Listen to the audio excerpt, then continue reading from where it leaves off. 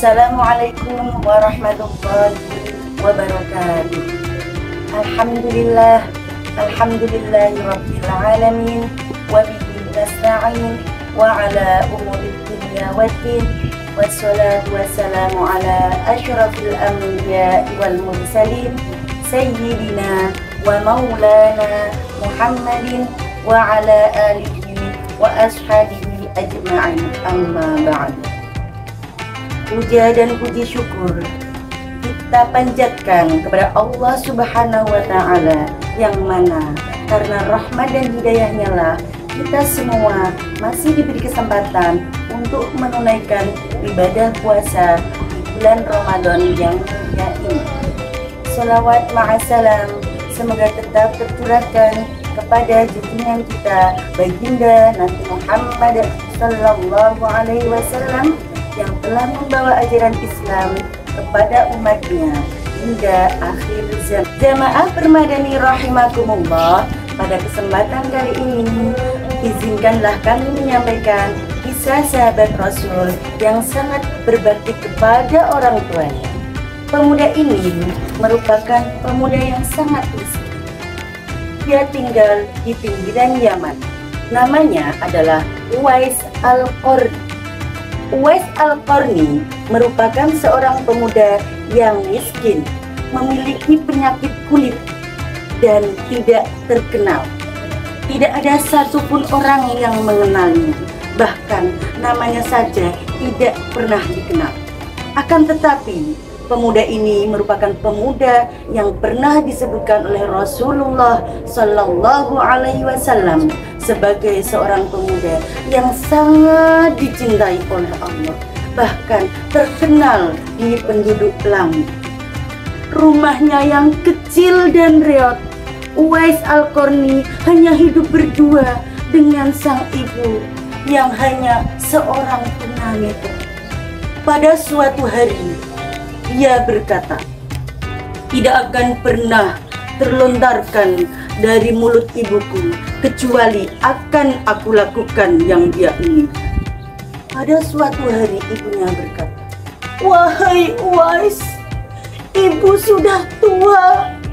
Andai kematian mendatangi ibu, ada keinginan yang ibu ingin sampaikan." "Apa itu, Ibu? Katakanlah," jawab Uwais Al-Qarni penasaran. "Ibu hanya ingin pergi haji, Nak," jelas sang ibu yang sudah sangat tua renta kepada Uwais Al-Qarni. Uwais pun termenung, memikirkan bagaimana cara yang akan dilakukannya untuk mewujudkan cita-cita sang ibu. Sedangkan kalau kita pikir-pikir dengan keadaannya yang sangat miskin, bahkan tempatnya yang berjarak beribu-ribu kilometer dan dari tanah suci, tidaklah mungkin. Akan tetapi Uwais tidak pernah menyerah. Dia selalu berpikir dan berpikir sampai suatu hari menemukan cara. Akhirnya dia menemukan cara dengan membeli seekor anak sapi yang setiap harinya digendongnya di punggung, menaiki puncak gunung, naik, turun lagi, naik, turun lagi, tiada henti-hentinya. 8 bulan berlalu, akhirnya alhamdulillah badan Uwais kini ototnya besar dan kuat, sehingga bisa mewujudkan cita-cita sang ibunda, bisa menggendong ke kota Mekah.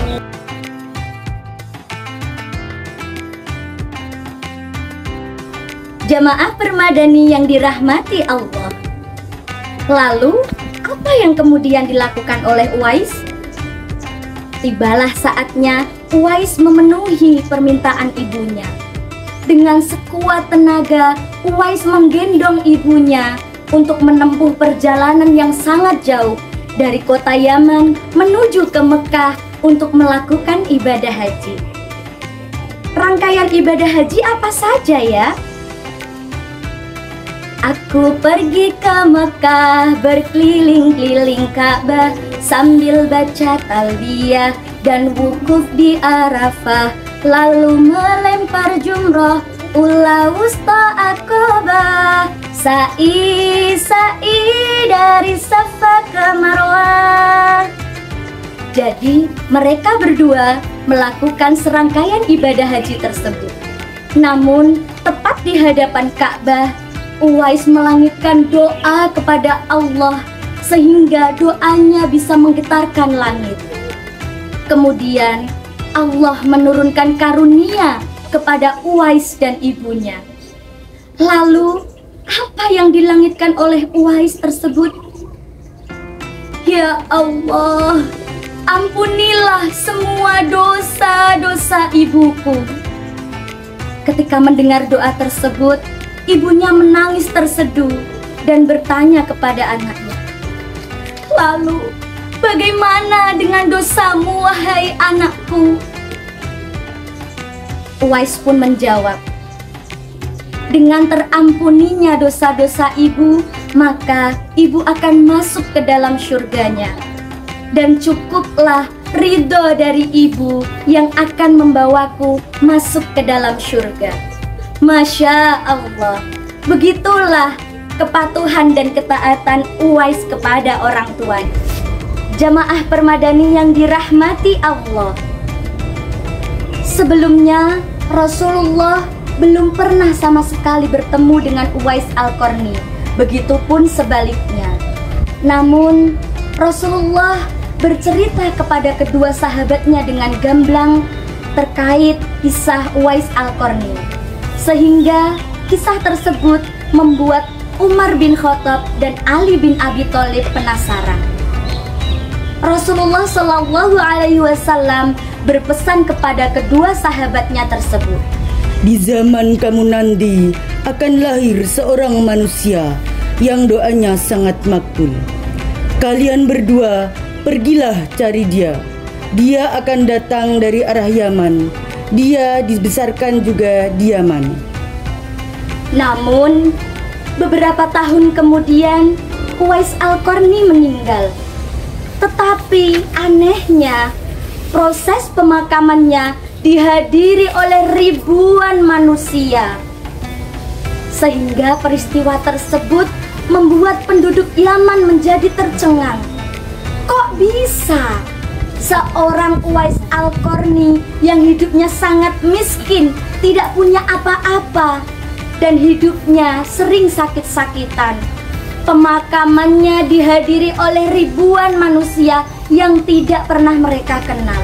Lantas bagaimana mereka bisa datang untuk berebut, memandikan, mengurus semua proses pemakaman Uwais Al-Qarni?